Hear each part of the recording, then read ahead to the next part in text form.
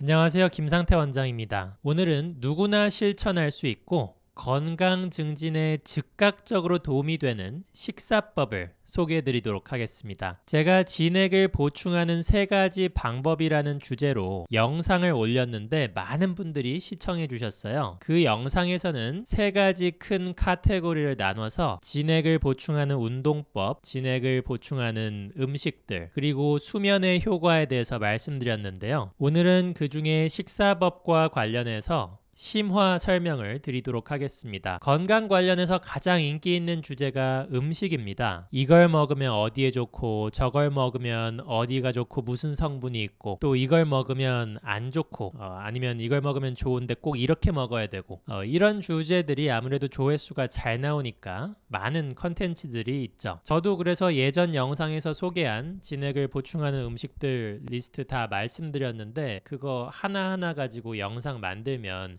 영상 수십 개도 찍을 수 있고 약재 시리즈까지 해서 만들면 더 많은 영상이 나오겠죠. 그런데 저의 생각은 그렇게 음식 하나하나를 소개하는 것이 과연 많은 분들에게 큰 도움이 될까? 그런 생각입니다. 음식 하나하나가 미칠 수 있는 영향은 그렇게까지 크지 않습니다. 약재는 알려드린다 하더라도 어차피 처방의 영역이고요. 그렇게 하나하나 조각난 정보보다 큰 차원의 정보가 중요한데요. 예를 들어 보겠습니다. 어떤 시험을 보려고 하는데 그 시험의 과목이 10개이고 총점이 1000점이라고 하겠습니다. 그런데 그 1000점 중에 과목 하나하나가 배점이 100점인 것이 아니라 총점은 1000점인데 어떤 특정 과목의 배점이 400점, 또 다른 과목 하나가 400점, 그리고 나머지 8과목이 200점이라고 하겠습니다. 그러면 이 시험 잘 보려고 하면 어떻게 해야 되나요? 당연히 이 배점 높은 2과목을 우선적으로 중요시 여기면서 공부를 해야겠죠. 이 2과목을 제대로 안 하면 나머지 8과목 다 맞아도 절대로 이 시험 잘 볼 수가 없는 거예요.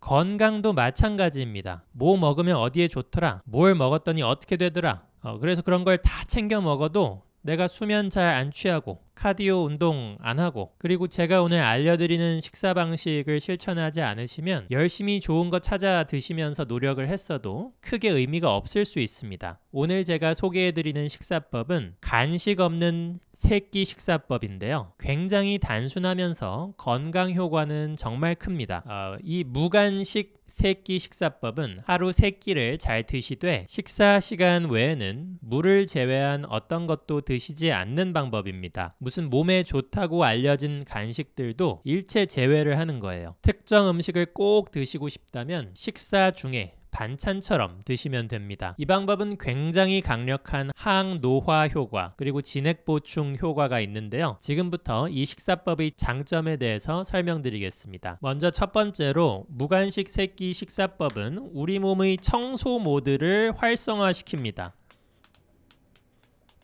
왜 그러느냐? 공복 상태를 자주 그리고 길게 가져감으로써 그게 가능합니다. 그렇게 해서 내장 지방을 감소시키고 노화된 세포를 청소하는 효과가 있습니다. 왜 그런지 설명을 드리면 우리 몸에는 여러 가지 모드가 있는데요. 음식을 먹을 때는 소화하고 흡수하는 모드고 운동을 할 때는 운동하는 모드 그리고 휴식을 취할 때는 휴식 모드가 있습니다. 이 휴식 모드가 굉장히 중요한데 수면만이 휴식이 아닙니다. 공복도 굉장히 중요한 휴식이에요. 그래서 이 공복을 길게 가져가면 우리 몸의 청소 모드의 효율이 굉장히 높아집니다. 제가 설명드리는 청소 모드에는 크게 2가지가 있는데요. 그림으로 설명을 드리면 우리가 식사를 하고 난 뒤에는 이렇게 혈당이 올라가겠죠. 아침 먹으면 올라가고 점심 먹으면 올라가고 저녁 먹으면 올라갑니다.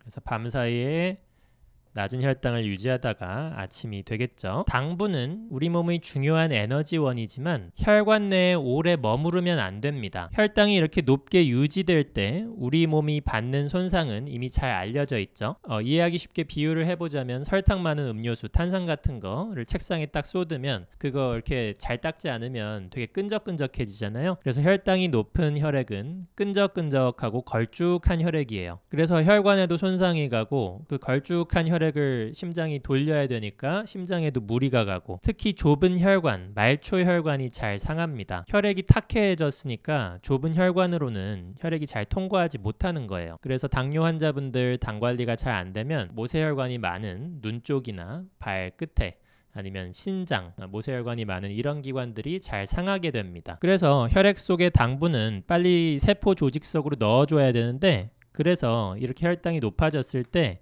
인슐린이 분비가 됩니다.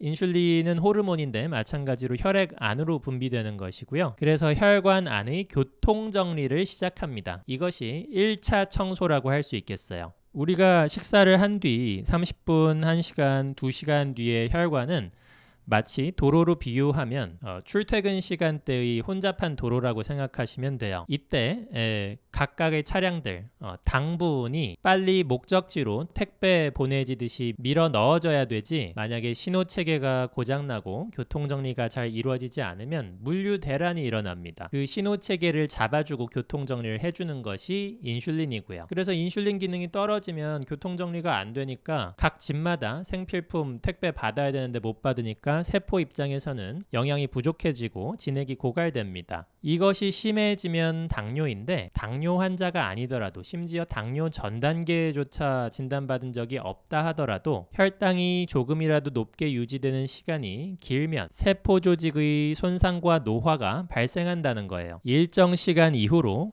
혈관이 정상화된다 하더라도 말이죠. 예를 들면 새끼를 먹는데 아침 먹고 회사 가서 뭐 초콜릿이나 아이스크림 먹고 점심을 먹은 다음에 오후에 뭐 달달한 음료수나 과일을 먹고 저녁 먹은 다음에 집에서 뭐 좀 견과류나 조그만 과자 부스러기 몇 개 집어 먹거나 아니면 뭐 며칠에 한 번씩 맥주를 먹는다. 자, 이렇게 자주 먹으면 설사 먹는 간식의 양이 굉장히 적다 하더라도 이때마다 혈당이 계속 올라가고 그때마다 인슐린이 분비되게 됩니다. 그럼 인슐린 분비가 이렇게 자주 일어나면 우리 몸에서는 어떻게 생각하냐면, 뭐야, 또 먹을 게 들어왔어? 안 그래도 지금 혈당을 조직으로 계속 밀어넣고 있는데 계속 먹을 게 들어오네. 에라 모르겠다. 일단 대충 빨리 저장하고 보자. 그러면서 먹은 것을 정밀하게 흡수하지 않고 진액으로 보내지 않고 대충 저장을 해버려요. 그 대충 저장한 결과가 뭐냐면 바로 복부지방과 내장지방입니다. 만약에 먹은 것을 진액으로 잘 저장하는 기능이 좋으면 똑같은 것을 먹어도 근육에 저장되고 글리코겐 형태로 간에 저장되고 뇌 척수액, 혈액, 골수, 뼈를 만들어내는 성분으로 저장이 되는 거고요. 대충 저장을 해버리면 아무리 몸에 좋다고 알려진 것들을 먹어도 내장지방이나 복부지방으로 저장을 해버리게 됩니다. 그래서 이걸 쉽게 확인해 볼 수 있는 방법이 있어요. 내가 배가 조금이라도 나왔다? 그러면 그동안 살면서 인슐린을 많이 자주 분비를 시켜왔다. 이렇게 해석할 수 있겠습니다. 꼭 과체중이면서 배가 나오지 않았어도 마른 체중이라도 마른 비만이라는 말이 있죠. 내가 체지방이 상대적으로 많고 배가 조금이라도 나와 있다.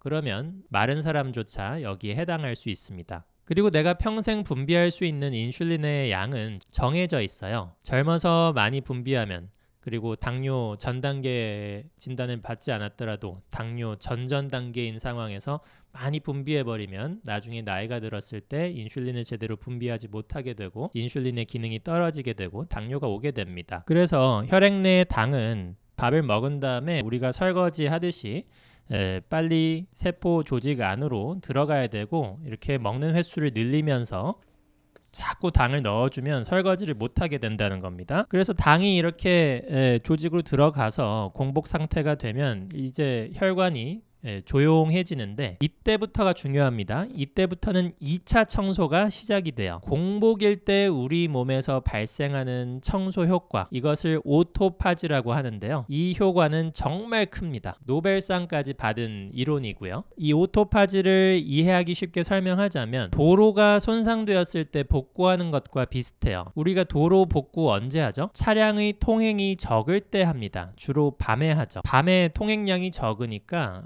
일부 구간을 차량을 통제하고 인력을 집중 투입시켜서 뚝딱 고친단 말이에요. 우리 몸도 똑같습니다. 우리 몸의 복구 모드, 항노화 효과가 언제 켜지느냐? 휴식 시간에, 잠잘 때, 그리고 공복일 때 켜져요. 혈관이라는 도로가 우리가 먹은 당, 그리고 당을 조직으로 넣기 위한 인슐린으로 혼잡할 때는 복구 모드의 효율을 높이기가 어렵습니다. 이미 다른 일을 하고 있는 상태니까요. 오토파지를 통해서 우리 몸에 불필요한 구성 성분을 분해해서 세포의 영양분으로 만들어내고요. 손상된 조직을 회복시키고요. 손상된 세포의 독소도 함께 청소합니다. 뿐만 아니라 노화 과정 속에 만들어지는 암세포를 억제하는 효과도 있습니다. 한마디로 이런 것이 면역력이고 오토파지를 통해 면역력이 증진된다는 것이죠. 그런데 우리가 소량의 간식이라도 자주 먹으면 어떻게 되느냐? 이 구간에서의 청소 모드가 발동되는 것을 방해한다는 것입니다. 아무리 적은 양의 간식이라도 마찬가지입니다. 혈당을 많이 높이지 않는 간식은 괜찮지 않나요? 탄수화물 양이 극히 적은 양의 음식이라도 간식으로 자주 드시지 않는 게 좋은 이유를 이 무간식 세끼 식사법의 두 번째 장점을 말씀드리면서 설명을 드리겠습니다. 이 식사법의 두 번째 장점은 바로 소화력, 흡수력이 좋아진다는 것입니다. 왜 그럴까요? 식간에 간식이 들어가지 않으니까 이 시간에 위와 장이 충분한 휴식을 취합니다. 그래서 그 다음 식사 때 우리 몸의 소화 흡수 모드, 뭘 먹어서 우리 몸을 영양하고 더 강하게 만드는 그 모드를 더 잘 활성화시킵니다. 그래서 똑같은 걸 먹어도 더 정밀하게 흡수해서 내 몸에 진액으로 보내고 대충 저장해서 뱃살이나 내장지막으로 보내는 일이 줄어듭니다. 그래서 아무리 탄수화물 양이 적고 인슐린 분비에 영향을 미치지 않는 음식이라도 내가 하루에 여러 번 먹으면서 5회, 6회씩 먹게 되면 위나 장이 쉬지를 못해요. 적은 양이니까 괜찮지 않을까 생각하는 분들은 한번 이렇게 생각을 해보세요. 퇴근하고 쉬는데 직장 상사가 전화 와서 김대리 미안한데 내가 불러주는 요런 서류 좀 만들어서 보내줘. 한 10분이면 될 거야. 이렇게 해서 일을 시키면 10분밖에 안 걸리는 일이니까 힘들지 않나요? 전혀 그렇지 않죠. 위나 장은 하루에 2번이나 3번 집중해서 확 일하고 나머지 시간은 쉬는 게 자연스러운 그런 기관입니다. 그런데 소량의 간식이라도 자주 드시면 마치 퇴근 후에 계속 업무 연락을 받는 직장인처럼 돼버리는 거예요. 여기서 더 나아가서 막 밤에 자는데 일을 시킨다? 완전 번아웃 오고 거의 퇴사각이 되겠죠. 그래서 이 간식 없는 세끼 식사법을 꾸준히 지켜주시면 내 위장은 어떻게 생각하냐면 내 상사는 나에게 딱 하루 3번 일을 시키는 사람이구나. 그리고 나머지 시간은 충분히 쉬게 해주는 사람이구나. 이 인식이 딱 되면서 자신이 일해야 할 때의 업무 효율, 소화흡수력이죠. 그 업무 효율이 확 올라가게 되어 있어요.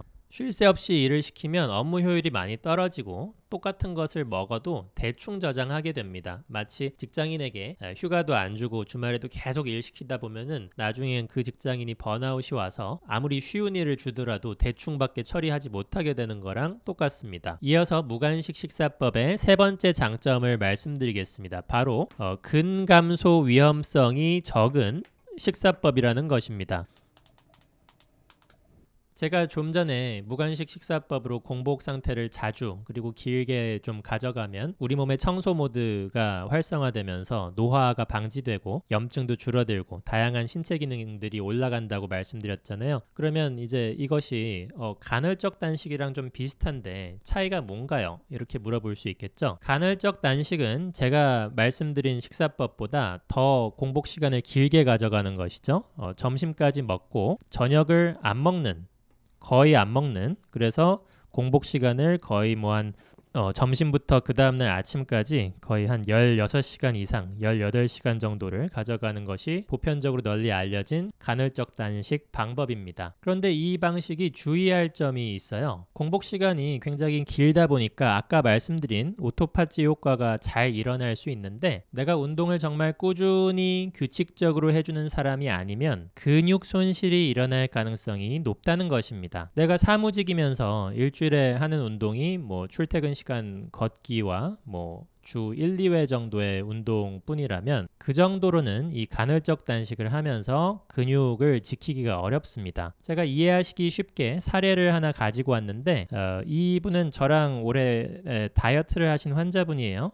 처음에 만나 뵌 거는 몇 년 전인데 그때는 이제 만성적인 역류성 식도염 증상이 있으셔서 치료를 하셨고요. 제가 달리기 방법 알려드리고 진액 보충 치료를 하면서 역류성 식도염을 완치를 했습니다. 그래서 몇 년 뒤까지 지금 잘 지내고 계신데 꾸준히 운동을 하시다가 최근 한 1년 동안 직장 옮기시고 운동을 못 하셨어요. 근데 그 과정에서 체중이 좀 늘어나면서 다이어트를 하러 오셨습니다. 2024년 7월에 65kg셨고 11월까지 저랑 치료하면서 10kg 정도를 빼셨죠. 세 끼를 다 드시면서 빼셨단 말이에요. 세 끼를 다 드시고 무간식 식사법을 하면서 물론 이제 세 끼의 용량 자체는 좀 줄이면서 약물 치료를 곁들이면서 했습니다. 그랬더니 수치를 보니까 어떻죠? 65kg일 때 근육량이 21.5였는데 거의 10kg를 뺀 상황에서 근육량이 20.7이에요. 근육이 거의 빠진 게 없죠. 지방만 빠진 거죠. 이것이 바로 무간식 세 끼 식사법 다이어트의 위력입니다. 이렇게 하면 절대 요요가 안 와요. 요요가 왜 오냐면 끼니를 거르거나 너무 극단적으로 소식하는 방식으로 살을 빼기 때문에 그렇습니다. 그렇게 하면 근육 감소를 피할 수 없고 근육이 감소되면 진액도 부족해지고 전반적인 신체 기능이 저하됩니다. 그래서 다이어트를 끝내고 난 다음에 조금이라도 더 먹기 시작하면 근육 줄어들어 있으니까 인슐린 저항성 더 늘어나 있고 먹은 것은 대충 저장해서 내장 지방이나 뱃살로 보내는 거예요. 그래서 요요가 오는 겁니다.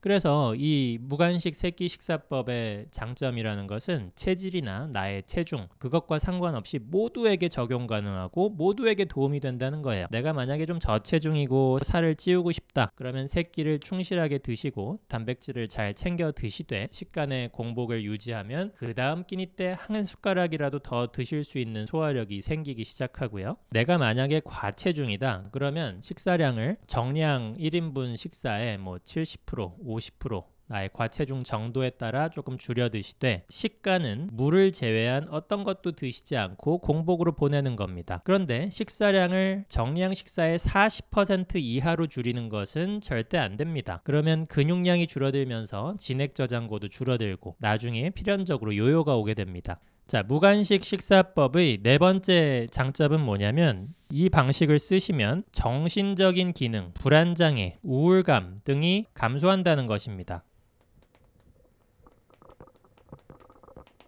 이 무간식 세끼 식사를 하시면 종교 수행자들, 수도승이나 승려분들이 왜 음식과 관련된 계율이 엄격한지를 알 수 있게 됩니다. 이걸 하면 정신 자체가 맑아집니다. 혈당이 심하게 올라가거나 변동성이 심하거나 아니면 높은 혈당을 오래 유지하면 감정 기복이 심해질 수 있어요. 예민함, 불안, 우울, 무기력감을 유발하고요. 지금 보여드리는 이 논문은 유명한 저널에 실린 논문인데 인슐린 저항성은 도파민 회전율을 변화시키고 도파민은 뇌에서 나오는 물질입니다. 불안장애, 우울증, 인지기능장애를 유발하는 것으로 알려졌습니다. 오늘 앞에서 말씀드린 내용이 인슐린이 나오면 혈관 속의 혈당을 세포 조직으로 밀어 넣으니까 혈관을 청소하는 역할을 한다고 했잖아요. 그리고 인슐린 저항성은 혈관 청소 능력이 떨어지는 것이라고 말씀드렸고요. 그래서 당뇨까지 가지 않아도 인슐린 저항성이 조금이라도 생기면 인체의 청소 모드가 제대로 작동을 안 한단 말이에요. 우리가 청소가 안 된 집에서 계속 살면 기분이 어떻겠습니까? 기분이 계속 우울하고 처지겠죠? 그래서 인슐린 저항성이 있으면 신체적으로도 노화되기 쉽지만 정신적으로도 지장을 받기가 쉽다는 겁니다. 이 무간식 세끼 식사법을 철저히 실천하시다 보면 몸도 가벼워지지만 정신적으로도 달라집니다. 우울감이 덜해지고요.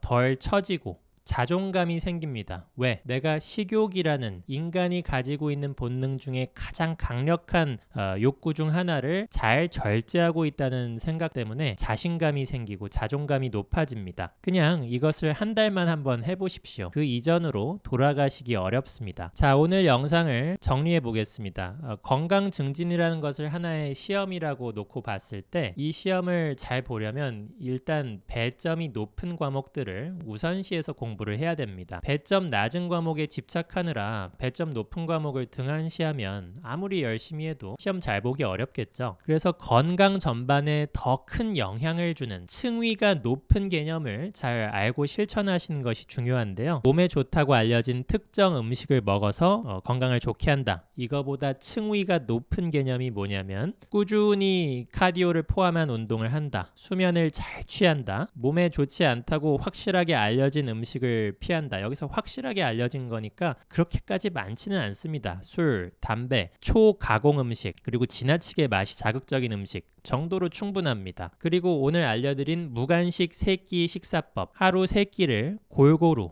적당히 먹되 그 나머지 시간은 물을 제외하고 철저하게 공복을 유지하시면서 인체의 청소모드를 최대한 활성화시키는 것, 그것이 한 단계 층위가 높은 건강 증진 방법이라고 할 수 있겠습니다. 인터넷 보면 유행하는 식단이 많은데요. 이런 식단 중 자기한테 맞는 것을 골라서 지킨다 하더라도 내가 오전에 쿠키 한 조각, 초콜릿 몇 개, 오후에 과일 몇 쪽, 달달한 음료수 하나, 그리고 저녁 때 견과류 몇 쪽 먹거나 며칠에 한번 맥주 반 캔이라도 마시면 앞서 말씀드린 그런 건강식들을 지키시더라도 그 의미가 많이 퇴색되게 됩니다. 자, 앞으로도 여러분들이 제가 알려드리는 건강법을 몇 달이라도 실천하셨을 때 유의미한 변화가 생길 수 있는 그런 좋은 정보들을 드릴 수 있도록 노력하겠습니다. 이상 잠실의 진료실에서 김상태 원장이었습니다. 감사합니다.